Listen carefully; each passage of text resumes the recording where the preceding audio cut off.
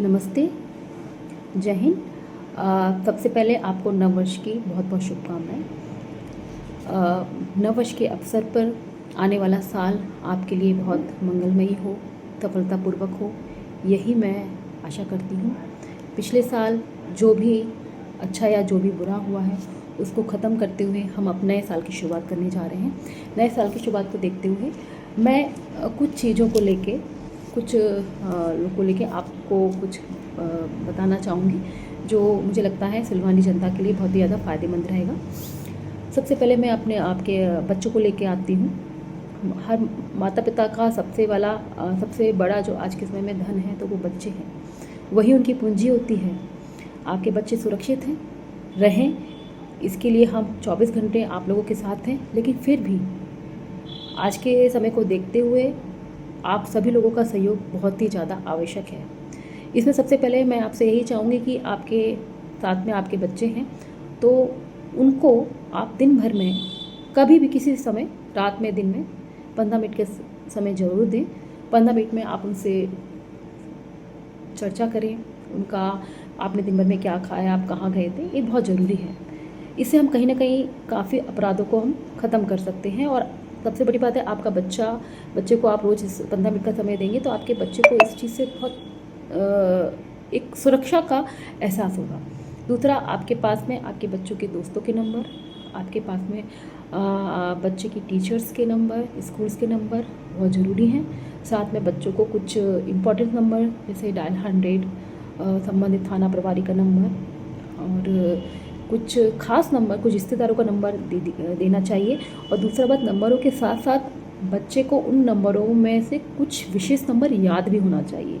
कई बार mobile discharge भी हो सकता है, खो भी सकता है, टूट भी सकता है, तो ऐसे समय में हम किसी भी व्यक्ति से लेकर हम अपनी बात को पहुंचा सकते हैं। दूसरा, बच्चों से मेरा निवेदन है कि आप अपनी पर्सनल आईडी, अपनी पर्सनल पहचान, इन्फॉर्मेशन कभी किसी को शेयर ना करें, ये सोचते हुए कि वो हमारा दोस्त है, ये सोचते हुए कि हमारा बहुत करीबी है। तो इस टाइप की गलती ना करें और माँ बाप भी उनको इस चीज़ को लेकर हमेशा समझाते रहें। अब सेकंड बात में हम आते हैं, कॉलोनी, दुकान, इनको देखते हुए मेरा सभी जनता से गुजारिश है, निवेदन है कि जब भी आप कोई लंबे टूर पर जाएं, कोई यात्रा पे जाएं या कोई शादी में जाएं, तो कहीं ना कहीं आप पुलिस को इन्फॉर्म करके जाएं। कोई दुकानदार है, कोई ज्वेलरीज की दुकान है, सराफा है, वो कहीं जा रहा है, तो आप कहीं जा रहे हैं तो इसकी जानकारी आपको मालूम है, हमको नहीं मालूम। तो आप कोई लंबे समय के लिए जा रहे हैं तो आप पुलिस थाने को इन्फॉर्म करके जरूर बताइए कि हम जा रहे हैं। और दूसरा, आप अपने घर के बाहर कैमरे, कॉलोनी में चौकीदार जरूर रखिए। और तीसरा, आपसे इस चीज़ का पूरा निवेदन है, आग्रह है कि अगर आप किराएदार रखते हैं तो उसका वेरिफिकेशन आवश्यक रूप से कराइए।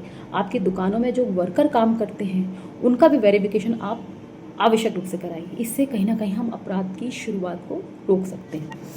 तीसरा, हम लाते हैं यातायात को। यातायात में देखते हुए मेरा निवेदन है कि माँ बाप अपने नाबालिग बच्चों को गाड़ी बिल्कुल ना दें, क्योंकि कहीं ना कहीं आप गाड़ी देख के ही एक अपराध की शुरुआत कर रहे हैं। उनको बालिग होने के बाद ही, एक ड्राइविंग लाइसेंस होने के बाद ही वो गाड़ी चलाएं। यातायात के नियमों का पालन करें। चौथा, आपसे बोलूँगी कि मैं साइबर क्राइम को रोकने के लिए एक छोटी सी चीज़ यही है, कोई लिंक ओपन ना करने जिसकी आपको जानकारी नहीं है। अपनी आइडेंटिटी फेसबुक और इंस्टाग्राम में अपने अननेसेसरी फ़ोटोज़ ना डालें। कोई आपको अन्य ऐसे अननोन कॉल आते हैं जो आपको लगता है कि वो आपसे संबंधित नहीं है, उनको आप उठाएं बिल्कुल नहीं, उनसे चर्चा करने की भी ज़रूरत नहीं है। इस चीज़ का विशेष ध्यान रखें।